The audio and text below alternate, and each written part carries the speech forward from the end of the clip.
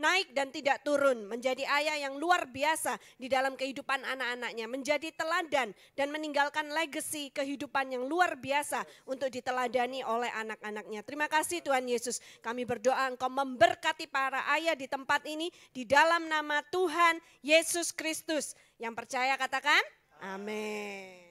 Puji Tuhan, haleluya. Shalom. Wow, hari yang luar biasa ternyata ya.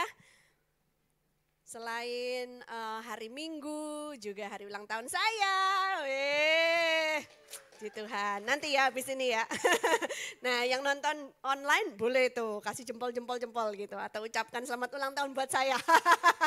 Just so I know that you're watching, oke? Nah saudara, hari ini kita akan lanjut dengan tema pembelajaran kita dalam 2 bulan ini. Kita sedang belajar apa saudara? Emotional health atau tentang kesehatan emosi ya. Dan hari ini khususnya kita akan belajar tentang handling rejection atau bagaimana kita bisa handle yang namanya penolakan-penolakan dalam hidup kita. Tapi sebelumnya coba lihat kanan kiri dan kasih tos kepada mereka, bilang siap dengar firman Tuhan. Amin. Haleluya. Nggak boleh ngantuk ya. Nah, saudara tahu kan bahwa manusia hidup itu pasti pernah mengalami yang namanya penolakan ya. Penolakan itu ada banyak hal, banyak rupa, bisa datang dari orang dekat, bisa datang dari keluarga kita, bisa datang dari teman, bisa datang dari lingkungan, masyarakat dan lain sebagainya ya. Penolakan-penolakan ini tentunya terasa menyakitkan. Sakitnya di mana?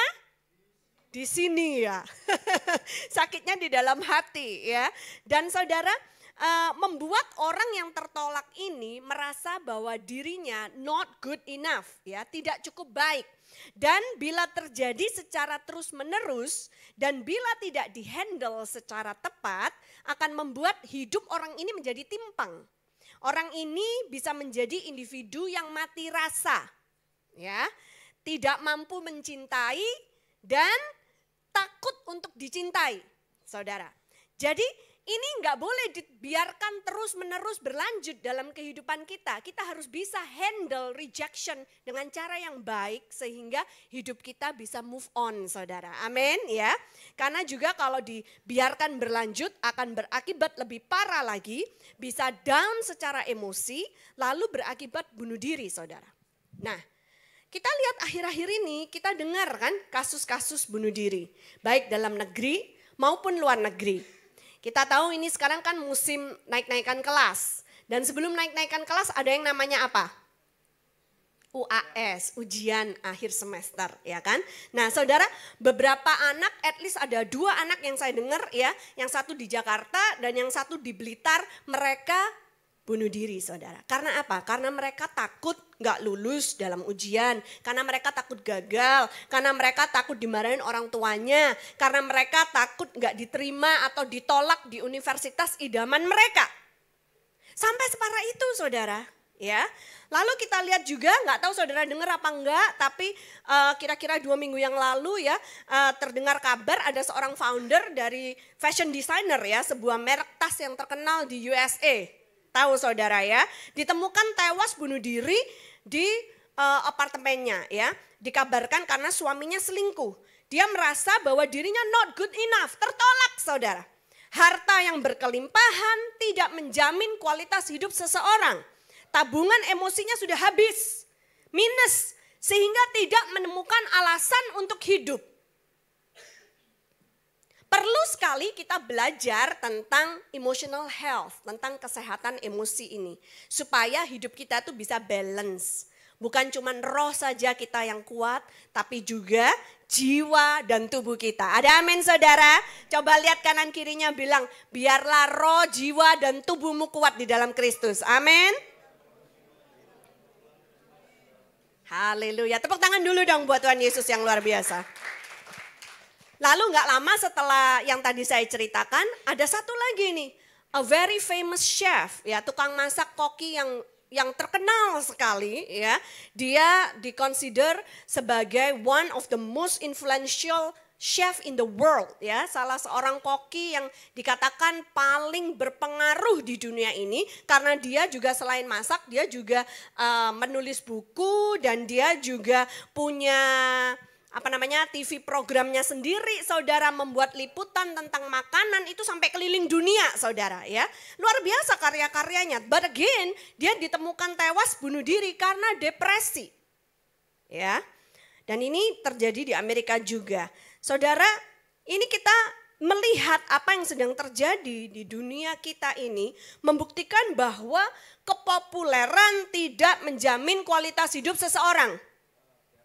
Kalau tadi uang tidak menjamin kualitas hidup seseorang, sekarang kepopuleran tidak menjamin kualitas hidup seseorang. Manusia hidup perlu Tuhan. Perlu connect dengan Sang Pencipta. Ada amin, saudara. Perlu tahu apa yang dikatakan oleh penciptanya tentang dia. Ya, supaya apa, saudara? Supaya hidup kita ini enggak diombang-ambingkan oleh yang namanya kebisingan, ya, suara miring dari musuh kita yaitu iblis. Ya, yang cara kerjanya itu adalah dengan mengganggu atau merusak pikiran kita. Saudara pernah dengar kata-kata your mind is a battlefield? Pikiranmu itu adalah tempat pertempuranmu. Mau pikir yang baik atau mau pikir yang jahat. Mau pikir yang ilahi atau mau pikir hal-hal duniawi. Mau pikir hal-hal yang indah dari Tuhan atau mau pikir hal-hal yang buruk dari dunia, dari iblis. Ada amin, saudara? Ya, kita harus jaga pikiran kita. Saudara, penolakan-penolakan yang tadi kita bahas itu bisa menyebabkan depresi. Dan depresi itu adalah sebuah mental illness atau penyakit di jiwa. Jadi yang sakit bukan tubuhnya. Kebanyakan kita kalau bilang sakit itu kan lagi flu, lagi gebres gitu, saudara, ya. Lagi pilek, lagi batuk. Kebanyakan kalau kita ngomong sakit itu berarti sakit di apanya? Tubuhnya. Tapi ternyata ada jenis penyakit yang lain. Sakit di jiwanya. Secara tubuh dia kelihatan sehat, secara tubuh dia seger buger, ya kan. Dia masih bisa tersenyum, masih bisa ngomong-ngomong. Tapi gak ada orang tahu bahwa jiwanya sedang sakit. Jiwanya sedang menderita karena penolakan demi penolakan yang banyak terjadi dalam hidupnya. Dan kalau dia tidak bisa handle dengan baik, ya saudara, ini gak bagus buat kehidupannya. Karena itu saudara, kita perlu guard our mind. Kita perlu menjagai pikiran kita. Baca dan renungkan firman Tuhan. Ada amin, saudara. Karena dengan membaca dan merenungkan firman Tuhan, engkau akan menemukan identitas dirimu yang sebenarnya. Yang percaya katakan amin. Berikan sorak-sorai buat Tuhan Yesus. Haleluya. Kita buka Alkitab kita, Yesaya pasal yang ke-43 ayat 4a. Oke, slide-nya bisa tolong dikeluarkan ya. Yesaya pasal yang ke-43 ayat 4a. Apa yang dikatakan oleh firman Tuhan tentang diri kita? Siapa diri kita di mata Tuhan? Siapa diri kita di mata Sang Pencipta kita? Kita baca bersama-sama. 2, 3. Oleh karena engkau berharga di mataku dan mulia, dan aku ini mengasihi engkau. Ada amin, saudara? Coba lihat kanan kirinya, bilang engkau berharga dan mulia, Tuhan mengasihimu. Amin, saudara? Pegang ayat ini baik-baik, saudara. Ya, kalau perlu dicatat, kalau perlu saudara renungkan siang dan malam. Ini kata-kata surat cinta dari Sang Penciptamu kepada dirimu. Bahwa engkau berharga di matanya, engkau mulia dan Tuhan mengasihi engkau. Ada amin, saudara? Saudara, di dunia ini ya begitu banyak macam-macam penolakan yang saya akan mau bahas satu persatu. Tapi kita harus tahu bahwa Tuhan tidak pernah menolak kita. Ada amin, saudara? Tuhan mengasihi kita. Dan karena begitu besar kasihnya buat kita, sampai-sampai dia rela mati buat kita. Ada amin, saudara? Saudara, macam-macam penolakan di dunia ini. 1, ditolak orang tua. Saudara, kalau kita ngomong ya, mama mana yang bisa lupakan anak yang dikandungnya?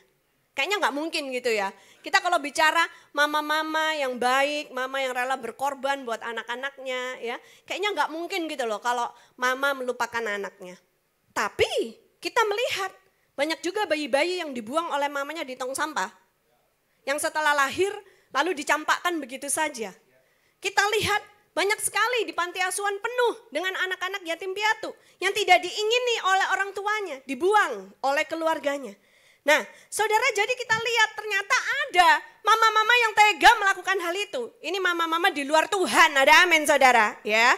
Nah, sampai-sampai Tuhan itu harus menuliskan sebuah ayat lagi buat kita, sebuah surat cinta. Kita lihat Yesaya 49 ayat 15. Yesaya 49 ayat 15 di screen sudah ada. Yang sudah ketemu baca bersama dengan saya. 2, 3. Dapatkah seorang perempuan melupakan bayinya sehingga ia tidak menyayangi anak dari kandungannya? Sekalipun dia melupakannya, aku tidak akan melupakan engkau. Ada amin saudara. Ini janji firman Tuhan buat kita. Mungkin buat saudara yang sedang menonton di rumah melalui Facebook Live Anugerah Ministries. Saudara mungkin tertolak, saudara tidak tahu siapa ibumu, siapa ayahmu. Engkau merasa sendirian di dunia ini, merasa sebatang kara. Ketahuilah bahwa Tuhan tidak pernah menolak engkau. Ia mengasihimu. Dan dikatakan di firman ini, kalaupun ibu kandungmu melupakanmu, Tuhan tidak akan pernah melupakan kita. Yang percaya katakan amin. Berikan sorak-sorai buat Tuhan Yesus. Haleluya. Saudara, saya mengenal beberapa orang di sekitar saya yang bahkan tidak tahu menahu siapa ayahnya atau siapa ibunya. Orang yang mereka panggil papa mama ternyata bukan papa mamanya, itu ada saudara, terjadi ya. Yatim piatu bukan karena orang tuanya meninggal, tapi karena disingkirkan, tidak diinginkan, tidak didambakan saudara ya. But today I have good news for you. Hari ini saya punya kabar baik buat saudara. Ada satu ayat lagi yang saya mau bagikan.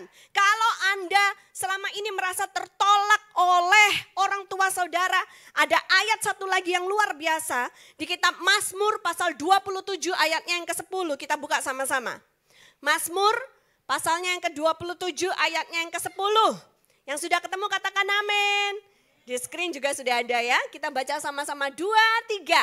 Sekalipun ayahku dan ibuku meninggalkan aku, namun Tuhan menyambut aku. Amin saudara. Haleluya. Ini luar biasa loh saudara ya. Saya suka sekali bawakan firman yang seperti ini biasanya kalau pergi ke panti asuhan saudara. Memberikan encouragement kepada mereka, memberikan dorongan pada mereka. You know, kadang-kadang di dunia ini saudara namanya juga manusia. Manusia bisa berbuat salah, manusia bisa berbuat dosa. Ya, anak yang tidak berdosa pun bisa jadi korban dari orang tuanya. Tapi saudara ketahuilah bahwa sebenarnya kita semua ini anak-anak hanya dititipkan oleh Tuhan kepada orang tua kita. Sebenarnya kita ini sebenarnya adalah anak dari Bapa di sorga. Ada amin saudara. Jadi kalau orang tua saudara mungkin tidak seperti yang engkau bayangkan. Tidak seperti yang sebagaimana harusnya ya saudara. Kalau orang tuamu mungkin mengecewakan engkau. Saudara pandanglah kepada Bapa di sorga. Bapa yang kekal. Bapa yang kasihnya sempurna dalam hidup kita. Tidak pernah meninggalkan kita. Tidak pernah membiarkan kita bergumul sendirian. Bapa yang selalu ada untukmu, memelukmu kalau engkau menangis, kalau engkau sedih, dia ada di sana untuk menghibur dirimu. Yang percaya katakan amin. Engkau tidak ditinggalkan saudara. Sekalipun ayahmu dan ibumu mungkin menolak engkau, ketahuilah Tuhan membawa engkau masuk di dalam keluarganya yang ilahi. Amin saudara. Haleluya. Tepuk tangan dong buat Tuhan Yesus. Nah, itu awal mula biasanya kalau anak lahir ya bisa ditolak oleh keluarganya. Lalu saudara ditolak oleh teman. Nah ini kalau sudah mulai masuk sekolah gitu ya, bertumbuh remaja gitu saudara ya. Saya tuh sering kali handle hal-hal yang seperti ini dengan Angeline gitu saudara ya. Apalagi dulu waktu kita 13 tahun yang lalu pindah dari Surabaya ke Jakarta gitu saudara. Ke kota yang baru gak kenal siapa-siapa. Ganti lingkungan, ganti sekolah gitu kan ya. Nah ini ngomong-ngomong ada teman lama kita nih hadir beribadah bersama dengan kita dari Surabaya nih saudara ya. Pak Fuji dan Ibu Lina ya. Dan 3 perjakanya. Saudara ya. Nah ini anak yang paling paling gede ini namanya Abraham ya. Angelin panggilnya Koko Abe. Nah, dulu berteman sekolah minggu di Surabaya ya. Begitu kami pindah ke Jakarta, Angelin nggak punya teman saudara. Harus masuk ke lingkungan yang baru, harus masuk ke sekolah yang baru itu.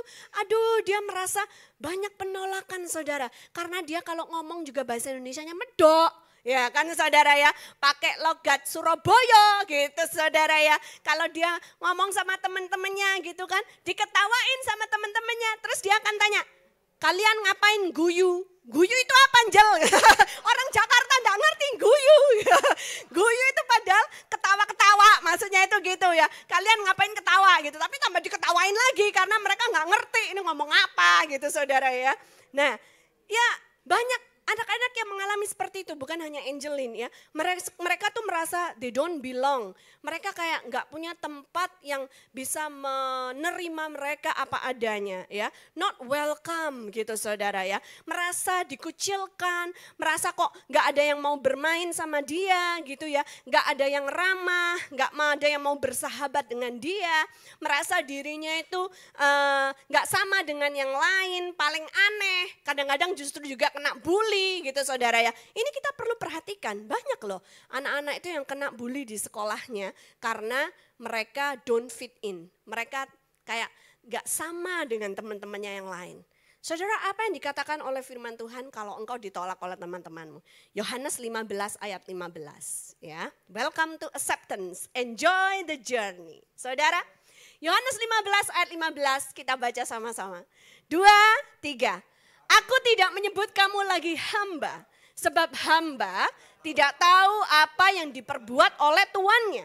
Tetapi aku menyebut kamu sahabat, karena aku telah memberitahukan kepada kamu segala sesuatu yang telah kudengar dari Bapakku.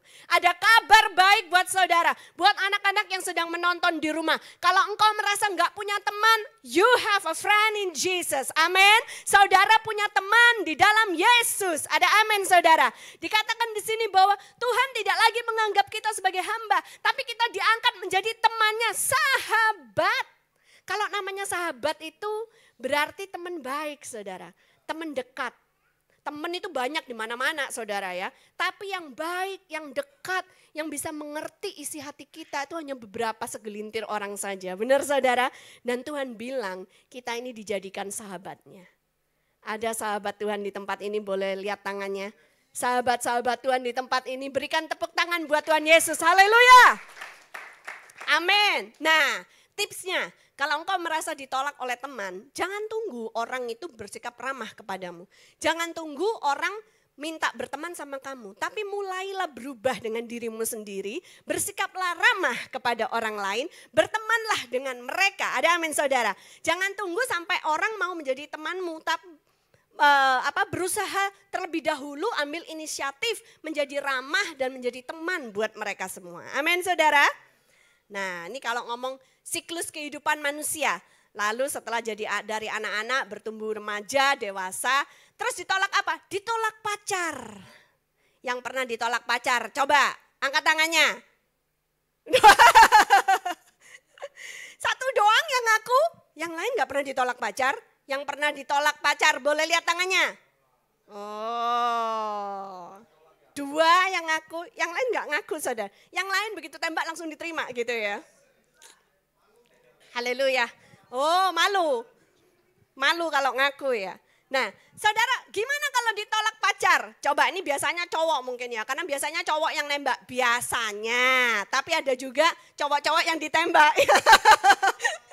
Nah kalau cowoknya pasif gitu kan. Terus gak ada gerakan apa-apa gitu kan. Lama-lama kita cewek juga gerah digantung terus gitu kan. Jadi kita setelah memberikan clue-clue, memberikan masukan-masukan. Dia tetap gak ngambil tindakan, kelamaan gitu ya. Jadi akhirnya ceweknya nembak. Itu kalau zaman sekarang. Emansipasi wanita gitu ya. Nah kalau ditolak pacar gimana gitu saudara ya. Saudara, saya tuh punya satu prinsip seperti ini. Dari dulu saya memegang prinsip ini. Kalau saya ditolak sama cowok, ya rugi lu sendiri. Dengan PD-nya saya akan bilang gitu. Karena apa saudara? Karena saya setiap hari akan berusaha menjadi pribadi yang lebih baik dari yang kemarin. Dan suatu hari dia akan membuktikan sendiri ruginya ada di dia, bukan di saya. Ada amin saudara. Tepuk tangan dong buat Tuhan Yesus. Saudara, ini kita perlu belajar, khususnya buat anak-anak muda ya. Kalau kemudian nembak terus nggak diterima, terus sedih. Terus akan-akan dunia runtuh, mau pikir bunuh diri dan lain sebagainya. Jangan saudara. Tapi kalian harus bisa memacu diri kalian menjadi lebih baik dan lebih baik dan lebih baik lagi. Sehingga nanti in the long run, bertahun-tahun dari sekarang, 20 tahun dari sekarang, kita akan lihat sebenarnya yang rugi itu kamu bukan aku. Gitu loh saudara. Amin. Itu loh sikap hati yang baik saudara. Kita harus punya yang seperti itu. Kenapa? Karena bersama dengan Tuhan kita ini loh berharga, mulia, dikasihi oleh Tuhan. Amin. Haleluya. Nah kemudian kita akan fast forward gitu kan ya. Kuliah, lulus kuliah ya kan. Nah ada lagi jenis-jenis penolakan yang lain. Misalnya ditolak dalam dunia pekerjaan. Saudara notice gak? Zaman sekarang ini lucu saudara. Kalau orang dulu bilang ya, nak gantungkan cita-citamu setinggi bintang di langit. Sekolah harus yang tinggi, jadi orang pinter, punya titel. Supaya apa? Supaya kalau lulus nanti gampang cari pekerjaan. Terus kalau punya pekerjaan yang bagus nanti bisa punya uang yang banyak. Menjadi orang yang kaya, jangan titik di situ saudara. Supaya bisa hidup berbuah, berdampak, menjadi berkat buat banyak orang. Ada amin saudara. Gak boleh titik di kaya doang, itu mah egois saudara ya. Nah tapi kita lihat zaman sekarang lain lagi loh. Orang sudah punya S1, S2, S3, tapi susah mendapatkan pekerjaan. Ada juga orang yang semakin tinggi gelarnya, semakin susah cari pekerjaan karena apa? Overqualified. Terlalu berkualitas sampai perusahaannya takut untuk takut untuk hire dia karena wah ini nggak cocok kayaknya dijadikan karyawan karena pasti minta gajinya tinggi gitu kan, namanya juga orang gelarnya makin tinggi gitu kan, sedangkan kita bisanya cuma segini gitu kan, sulit. Saudara di Amerika sekarang banyak lulusan S2, master degree gitu saudara ya, yang kerjanya itu di restoran siap saji saudara. Saya tidak mengecilkan pekerjaan restoran siap saji, tapi dengan ilmu yang mereka punya seharusnya mereka bisa bekerja dengan lebih baik lagi di bidang yang mereka geluti saudara. Ya, tapi nyatanya hal ini terjadi. Nah why? Ini harus menjadi pertanyaan buat kita. Kalau Anda ada di posisi yang seperti ini, sulit mendapatkan pekerjaan atau yang sedang nonton di rumah, sulit mendapatkan pekerjaan, most probably karena skillmu tidak cukup bagus. Ya, kalau karena skill yang tidak cukup bagus, maka belajarlah, perbaiki skillmu.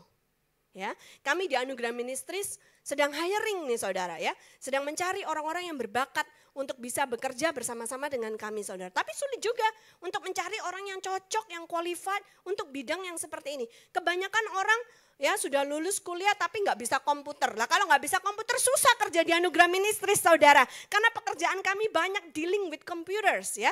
Jadi kalau zaman sekarang itu komputer tuh harus. Kalau Anda nonton di rumah, Anda mencari pekerjaan nggak dapat, belajarlah. Upgrade skillmu, belajar komputer, nanti akan bisa diserap di dunia pekerjaan dengan lebih baik. Itu salah satu contohnya saudara. Pelajari skill yang baru, yang relevan, yang diperlukan di dunia kerja.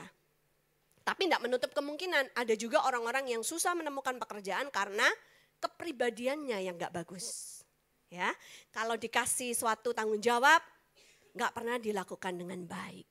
Kalau dikasih suatu tugas, ya, dia enggak bisa diandalkan, ya kan?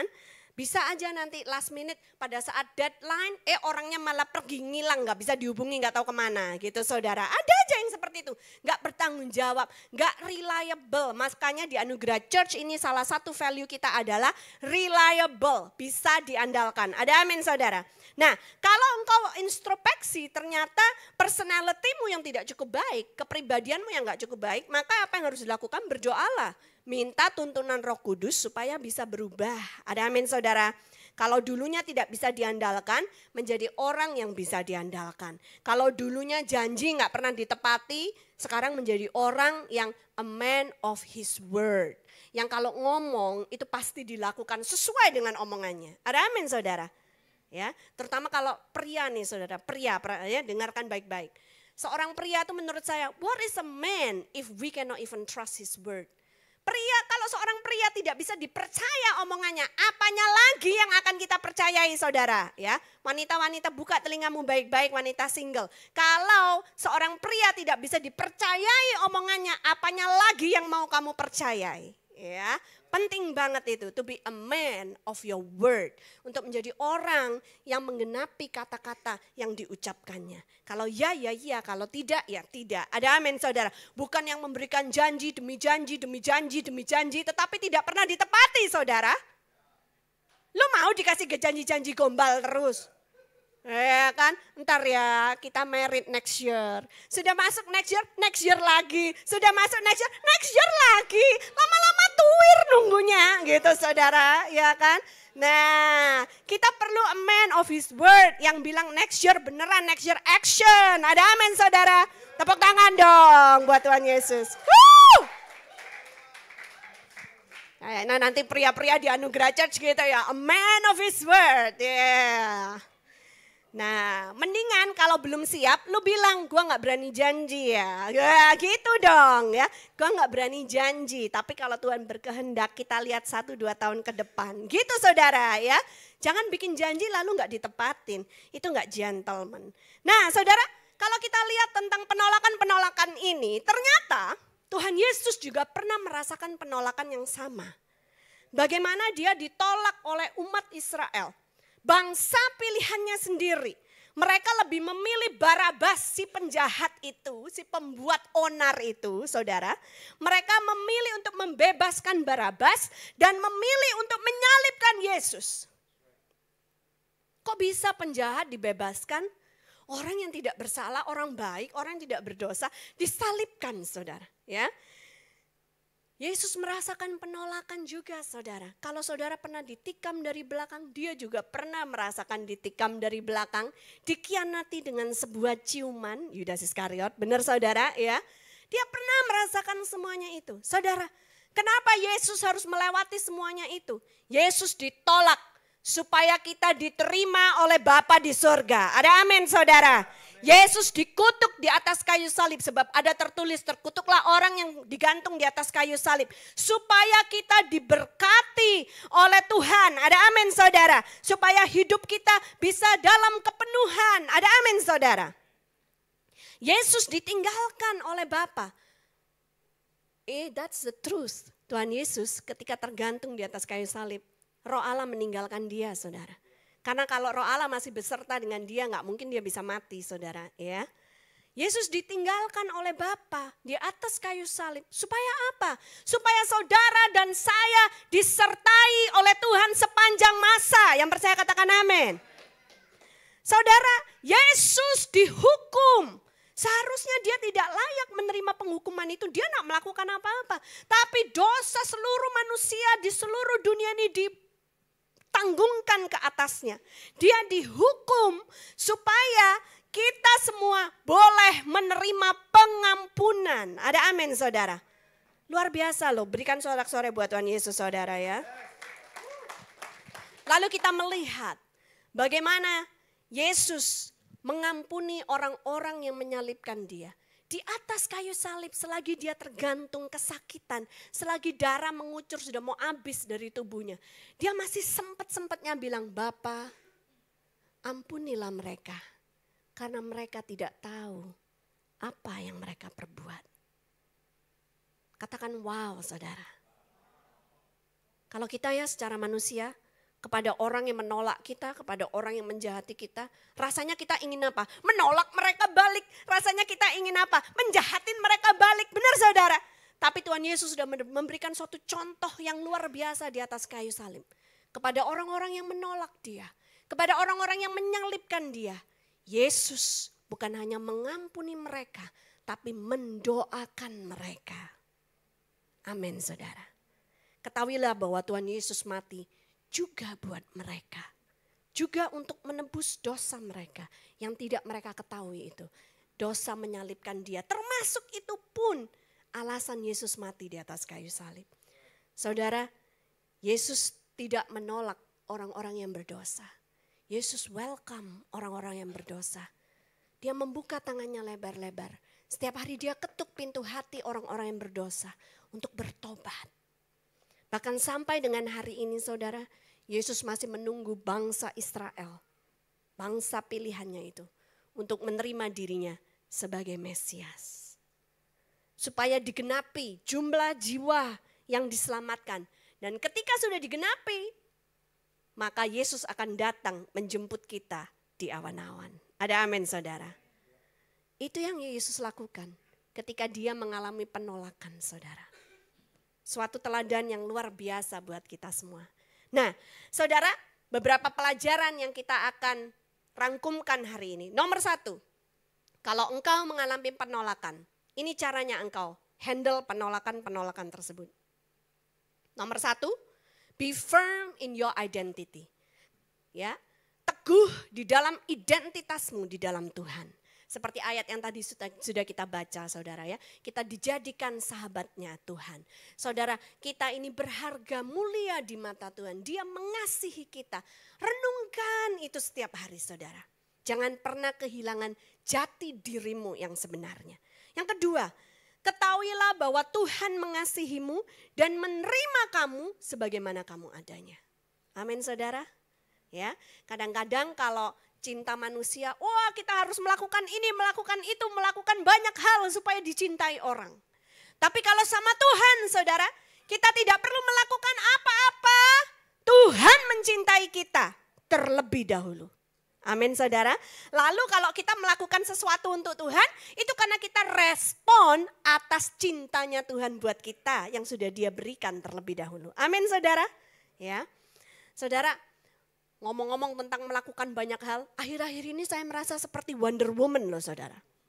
Tanyakan kenapa? Akhir-akhir ini saya merasa seperti Wonder Woman. Habis Mbak pulang, ya kan saudara. Ini kan musim liburan lebaran gini kan mbak-mbak pulang kemana-mana saudara ya. Sampai pas di hari Idul Fitri, suami saya tuh baca, nggak tahu ada forward WhatsApp dari siapa gitu. Katanya gini, selamat Hari Raya Idul Fitri buat Anda yang merayakan, ya kan. Kalau buat Anda yang lagi mudik, selamat pulang kampung gitu kan ya. Kalau buat Anda yang lagi berlibur, selamat berlibur. Tapi buat Anda yang sedang mengerjakan pekerjaan rumah di rumah, ya kan, selamat Hari Buruh, katanya gitu saudara. Yuk, saya lagi setrika baju numpuk gitu saudara ya. Karena Mbak gak sempat setrika sebelum pulang. Saya jadi gua merayakan Hari Buruh. Ya, saya merasa seperti Wonder Woman karena wow gitu ya, harus ngurus rumah gitu kan, ngurus anak ya kan. Kalau Angel mah udah bisa ngurus dirinya sendiri, tapi kayak James gitu, dia bisa tampil menarik tetap hari ini. Wah, itu karena ada behind the scene-nya gitu saudara ya. Wah ya, terus juga tetap masak di rumah, malah jadi masa-masa yang menyenangkan gitu ya. Karena biasanya kita nggak melakukan hal-hal seperti itu. Saya bisa, Angel bantu ambilin jemuran di balkon. Ya kan, lalu Angel bantu mami masak gitu saudara ya. Kita bisa kerjasama, tadi malam kita masak masakan Meksiko saudara. Iya, kalau pernah ke Amerika, ke LA namanya Chipotle saudara ya. Wah, terus kemarin kita makan enak sekali seperti di Amerika. Saya bilang, if we cannot go to America, we bring America home. Ya, kalau belum bisa balik ke Amerika, kita bawa Amerika ke rumah gitu saudara. Siapa bilang nggak bisa? Ya, meskipun tanpa Mbak bisa, bersama Tuhan Yesus tidak ada yang sukar. Ada amin saudara. Dan lakukan tetap dengan sukacita. Ada amin saudara. Ya, lakukan seperti untuk Tuhan, bukan untuk manusia, gitu kan saudara. Karena kalau untuk manusia kadang-kadang bisa ngenes, kok gak pernah diterima kasihin gitu saudara. Tapi ada kisah menarik. Kira-kira 2 minggu yang lalu, saya tuh mau pergi belanja bahan makanan, kebutuhan rumah tangga. Nah, seperti biasa saya kalau mau pergi belanja, sudah pernah sharingkan di sini ya. Gak pernah pergi tangan kosong tanpa bayangan. Selalu ada catatan saudara, karena kalau saya gak nyatet, wah nanti bahaya saudara, bisa beli hal-hal lain yang gak saya perlukan gitu saudara ya. Karena apa? Diskon, buy one get one free gitu saudara. Numpuk di rumah nanti gak perlu semua gitu kan ya. Jadi kalau belanja dengan budget harus seperti itu, bikin perencanaan dulu. Nah, Terus saya sedang bikin perencanaan menu seminggu. Saya kalau belanja seminggu sekali gitu kan. Menu seminggu. Hari Senin mau makan apa, breakfast, lunch, dinner, snack anak-anak sekolah itu dicatat semua saudara. Selasa apa dan seterusnya gitu kan. Lalu masuk ke lift, saya tanya sama suami saya, honey gitu kan, kamu mau makan apa nanti dalam seminggu ini? Biasanya ada request dari Angeline, dari James, dari Pak Daniel gitu saudara ya. Hari itu dia udah suntuk karena seharian kerja capek mungkin saudara ya. Dia bilang, apa ya? Gak tahu deh, terserah katanya gitu. Nah ini ada menu baru, judulnya terserah. Silakan nanti dicari kalau Anda pergi keluar makan ya. Judulnya terserah menunya. Terus karena dia bilang terserah, saya bilang oh ya udah gitu. Saya balik lagi nyatet-nyatet. Tiba-tiba Roh Kudus menggerakkan hatinya. Dan dia tuh sadar gitu. Langsung datengin saya dipeluk, saya dicium keningnya. Dia bilang thank you ya. Saya pikir kenapa? Gini kan aneh gitu loh saudara. Thank you untuk apa? Thank you ya karena kamu mau peduli untuk belanja buat kita semua. Saya jadi gini, saya setiap minggu belanja gak pernah di thank you-in, ini ada apa ya gitu saudara ya. Lalu dia bilang, iya aku barusan sadar. Kamu dan aku sama-sama capeknya. Kita sama-sama baru pulang kerja capek seharian gitu saudara ya. Dia sudah sempat tidur siang, dia sudah sempat nonton TV, baru mau anterin saya. Sedangkan saya ini terus nenon gitu saudara ya. Gak pakai tidur siang terus, jalan terus gitu kan. Dia bilang kamu juga capek, tapi kamu masih bisa melakukan semua ini untuk aku, untuk anak-anak, itu luar biasa. Ya, wow puji Tuhan saudara. Saya merasa bahagia banget loh saudara. Kan Amsal 31 tuh bilang gitu ya. Ia bangun dan dipuji oleh suaminya dan anak-anaknya menyebut dia berbahagia. Amin saudara ya. Saudara, saya merasa bahagianya karena gini loh. Kadang-kadang ya kita tuh melakukan hal yang kecil-kecil yang gak dilihat oleh orang.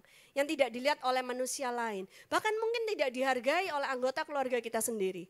Tapi Tuhan melihatnya saudara. Dan kalau engkau melakukannya seperti melakukannya untuk Tuhan. Suatu hari Roh Kudus bisa gerakkan hati orang-orang terdekatmu. Untuk melihat apa yang sudah kau lakukan selama ini. Dan orang itu bisa appreciate. Bisa ucapkan terima kasih. Ada amin saudara. Akan tiba saatnya di mana engkau akan mendapatkan penghargaan seperti yang seharusnya engkau dapatkan. Ada amin saudara. Jadi saya merasa seperti Wonder Woman itu karena gitu saudara. Ngomong-ngomong sejam sebelum saya datang tadi, saya masih cuci piring, sudah pakai baju gini saudara ya. Sudah dandan, sudah cantik, tapi masih cuci piring. Soalnya ntar habis ibadah ini kita mau langsung terbang Surabaya saudara ya, liburan 1 minggu saudara. Nah, masa rumahnya kotor? Oh nggak boleh dong, nanti pulang banyak kecoak, banyak tikus gitu saudara ya. Jadi masih sempat bersih-bersih. Dan tadi malam nih, sampai jam 1:30 kali ya, saya tuh masih menyiapkan khotbah yang akan saya bawakan hari ini. Tuhan yang memberikan kekuatan. Bersama Tuhan Yesus tidak ada yang sukar. Katakan amin saudara. Sorak-sorai dong buat Tuhan Yesus. So, saya mau memberikan dorongan buat para ibu, baik yang ada di sini maupun yang nonton di rumah, mungkin sambil setrika seperti saya kemarin, ya kan saudara ya. Nggak apa-apa, lakukan seperti untuk Tuhan. Engkau bisa karena ada Tuhan Yesus. Bersama Tuhan tidak ada yang sukar, engkau sanggup menanggung segala perkara. Di dalam Kristus Yesus yang memberikan kekuatan kepadamu. Yang percaya katakan amin. Sorak-sorai buat Tuhan Yesus, haleluya. Nah, kemudian poin yang ketiga. Dan ini penting sekali. Ini penting sekali. Apa yang harus dilakukan untuk handle rejection secara benar? Kita harus mencabut kata-kata yang pernah menyakitkan hati kita. Saudara, kita buka Alkitab Matius pasal 15 ayat 13. Matius pasal yang ke-15 ayatnya yang ke-13. Slide-nya boleh lanjut.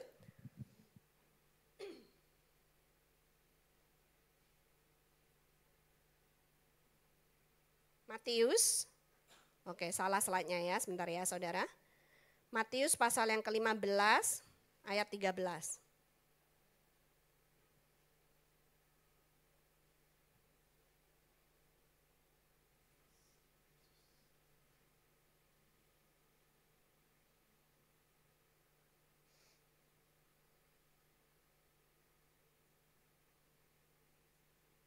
Oke, yang sudah ketemu katakan amin.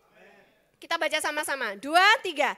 Jawab Yesus, Setiap tanaman yang tidak ditanam oleh Bapakku yang di sorga akan dicabut dengan akar-akarnya. Saudara, ini Tuhan Yesus lagi ngomong kepada orang Farisi, ya. Dia sedang menghardik orang Farisi karena mereka banyak mengajarkan kepada orang Israel peraturan-peraturan, ya, hal-hal yang harus dilakukan, tapi mereka sendiri tidak melakukan, ya. Mereka banyak membuat peraturan-peraturan, tapi memberatkan orang Israel, gitu saudara, ya. Sedangkan semestinya bukan itu yang diajarkan oleh Bapa di sorga. Nah, saudara, engkau harus tahu bahwa di dalam hidup ini seringkali orang itu akan melontarkan kata-kata. Orang-orang yang tidak suka padamu, orang-orang yang menolak dirimu, mereka akan dengan mudah mengeluarkan kata-kata yang tanpa dipikir terlebih dahulu. Kata-kata yang menyakitkan, kata-kata yang menyudutkan, kata-kata yang mengecilkan dirimu. Sampai engkau merasa gak berarti apa-apa.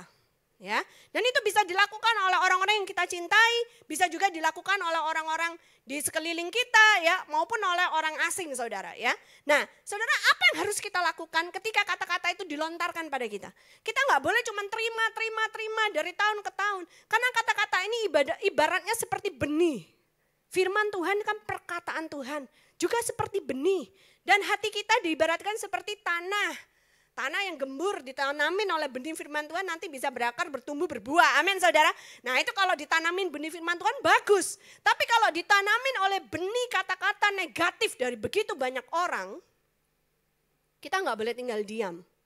Yang harus kita lakukan adalah mengambil otoritas kita dan mencabut kata-kata negatif itu sampai kepada akar-akarnya. Ada amin, saudara. Sehingga kata-kata itu tidak akan masuk ke dalam jiwa kita, tidak akan bertumbuh di dalam alam bawah sadar kita, sehingga kata-kata itu tidak akan mendefinisikan siapa diri kita yang sebenarnya. Kata-kata seperti you are not good enough, engkau ini gak cukup baik, ya kan? Kamu gak akan jadi apa-apa, you're a loser, kamu pecundang, kamu orang yang kalah, kamu gak mungkin bisa menang, jiwamu kecil. Kata-kata yang seperti itu, saudara, ya. Engkau tidak akan mungkin menjadi orang yang sukses, gak akan mungkin menjadi orang yang berhasil di dunia ini, ya. Kata-kata yang seperti itu harus kita cabut dalam nama Yesus. Amin, saudara. Mau cabut? Coba kita ambil prophetic act, ya, kita buat tindakan profetis. Coba. Gambarnya bisa dikeluarkan, gambar mencabut. Kayak apa gerakan mencabut? Cabut, ya. Coba dari hatimu, jantung tahu kan di dada sebelah kiri. Coba bilang, aku cabut kata-kata yang tidak dari Tuhan. Aku cabut sampai ke akar-akarnya dalam nama Yesus. Amin, saudara. Amin. Ya. Dan percayalah, saudara, kalau engkau sudah cabut, sudah tercabut di bumi dan tercabut di surga. Amin, saudara. Haleluya. Kenapa harus dicabut? Supaya bisa ditanam ulang dengan perkataan-perkataan yang membangun dari Tuhan. Seperti ayat terakhir. Wah, coba lihat kanan kirinya. Lirik mereka. Ayat terakhir. Kalau ayat terakhir kenapa, saudara? Sebentar lagi selesai. Saya tahu loh pergumulan jemaat, saya tahu gitu kan ya. Kalau pengkhotbahnya terus dan terus gini, kapan selesainya gitu, saudara. Menunggu ayat terakhir. Kalau udah bilang ayat terakhir itu seperti kata-kata emas gitu, saudara, ya. Pengkhotbah pasal yang ketiga ayat yang kedua. Pengkhotbah pasal yang ketiga ayat yang kedua berkata, ada waktu untuk lahir, ada waktu untuk meninggal, ada waktu untuk menanam, ada waktu untuk mencabut apa yang ditanam. Amin, saudara. Ya, kalau kita sudah cabut seperti gambar yang tadi di atas, kita akan bisa menanam ulang sesuatu yang baik, sesuatu yang seperti dikatakan oleh firman Tuhan, sesuatu yang ilahi, sesuatu yang indah. Ada amin, saudara. Ya, nah kemudian poin berikutnya, poin yang keempat, dan ini poin yang terakhir, rubah apa yang bisa dirubah. Tapi terima apa yang tidak bisa dirubah. Yang bisa kita rubah itu adalah hari ini dan besok. Yang tidak bisa kita rubah adalah masa lalu. Jadi kalau masa lalu sudah terjadi seperti itu, no matter what you do, gak peduli apapun yang saudara lakukan, engkau tidak akan bisa merubah masa lalu. Karena mesin time machine sampai sekarang belum ditemukan gitu saudara ya. Mesin waktu sampai sekarang masih belum berhasil gitu saudara ya. Nggak bisa dirubah. Jadi percuma kalau kita terus-menerus mikirin tentang apa yang terjadi masa lalu. Boleh mikir, introspeksi untuk belajar supaya tidak melakukan kesalahan yang sama di kemudian hari, boleh. Tapi jangan terus-menerus hidup di masa lalu. Ada amin saudara. Yang perlu kita rubah adalah hari ini. Hari ini apa yang masih bisa kita lakukan untuk kita rubah supaya besok menjadi hari yang lebih baik untuk kita, untuk anak cucu kita, dan untuk keturunan-keturunan kita. Ada amin saudara? Ya. Jadi saudara, kalau engkau pernah mengalami penolakan-penolakan di masa lalu, berdamai dengan masa lalu. Berdamai dengan dirimu sendiri. Ya,